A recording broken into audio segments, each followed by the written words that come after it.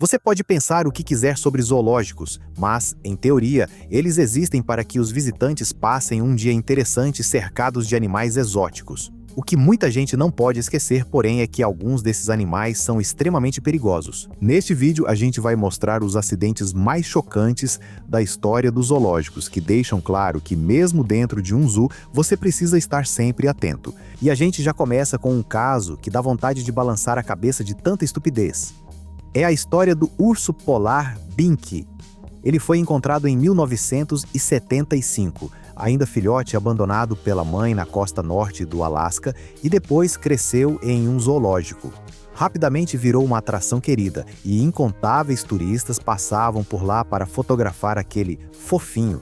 Só que, em 1994, uma turista australiana escalou não uma, mas duas cercas de segurança para conseguir a foto perfeita do Binky. No fim, só algumas barras de metal separavam ela do urso quando ela aprendeu do pior jeito que, apesar do jeitão de ursinho de pelúcia, ursos polares são os predadores terrestres mais perigosos do mundo. Binky não pensou duas vezes. Ele avançou, enfiou a cabeça entre as barras e cravou as mandíbulas na perna da mulher.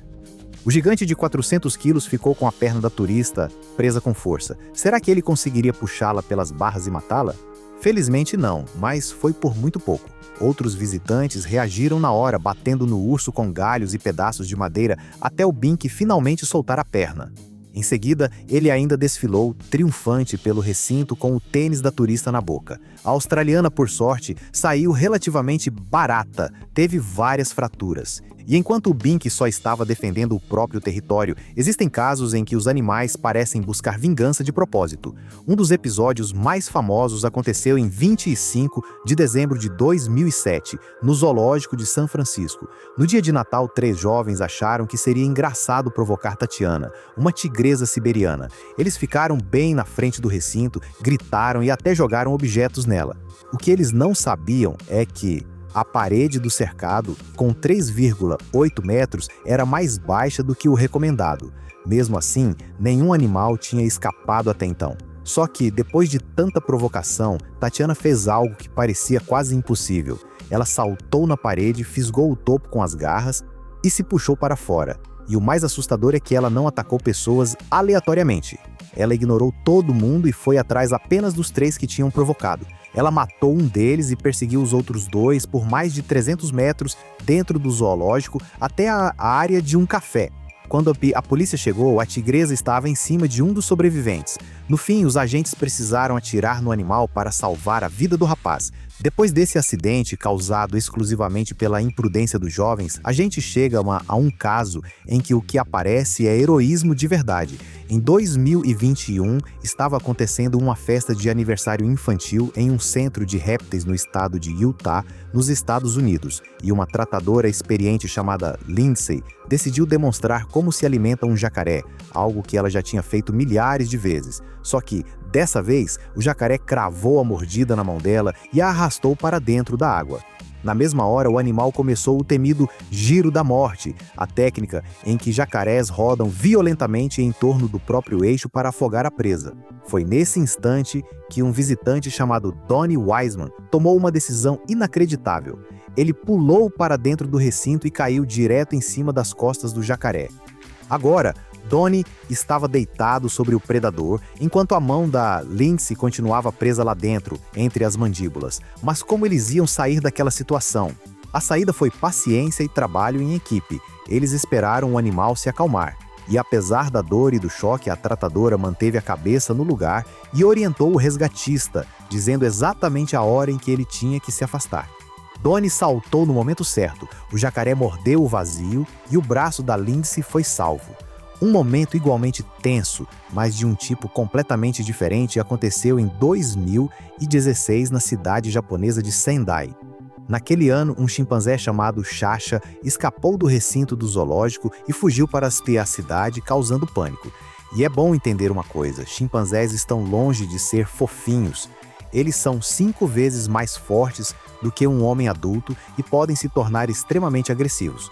Chacha acabou subindo em um poste e se equilibrando em fios de alta tensão. Um veterinário foi içado por um guindaste para sedar o animal. Ele acertou Chacha com um dardo, mas, em vez de apagar, o chimpanzé ficou ainda mais furioso. Ele arrancou o dardo e avançou pelo fio, gritando na direção dos funcionários na cesta. Só que, no meio do ataque, os músculos dele falharam de repente. Chacha se segurou por um instante com uma mão, depois soltou e despencou como uma pedra. Por sorte, o caso terminou bem, não só para o veterinário e os trabalhadores, mas também para o próprio Chacha. Uma equipe tinha estendido uma rede de resgate no chão e o chimpanzé caiu nela, sobrevivendo à fuga com apenas ferimentos leves. Acidentes graves também se repetem com cobras, embora, na maioria das vezes, mais com criadores particulares do que em zoológicos. Um caso assim aconteceu em Las Vegas, em 2009. A família Melendres criava uma piton reticulada com mais de 5 metros dentro de um terrário.